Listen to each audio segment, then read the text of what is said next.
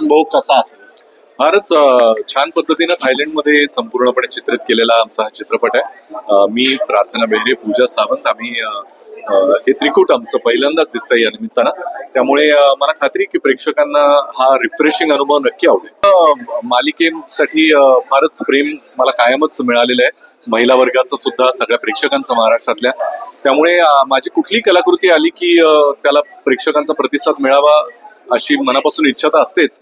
आणि अर्थात आपल्या सगळ्यांना एक कल्पना आहेच की महाराष्ट्रातल्या महिला वर्गाने एखादी कलाकृती उचलून धरली की त्याला संपूर्ण कुटुंब उचलून धरतं.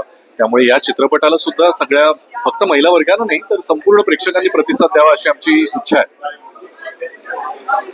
सर्वात जास्त कोण इथे धमाल केली? आम्ही सगळ्यांनी धमाल केली. या चित्रपटामध्ये शूटिंग थायलंडला असल्यामुळे सगळे बीचेस असतील, वेगवेगळ्या जागा असतील थायलंड मधल्या, इथे शूटिंग करताना खरं तर खूप मजा आली. आणि खरं एकटिक होतं, म्हणजे शूटिंग आपल्याला दिसताना जितकं छान दिसतं तेवढंच दमावणारं पण असतात. पण आम्हाला ते काम वाटत नव्हतं, कारण आम्ही मित्रांबरोबरच शूटिंग करत होतो. त्यामुळे खूप छान मजा आली आम्हाला. लगातार 3 पिक्चर होतं, मग त्यांचं येणं जाणं कसं होतं?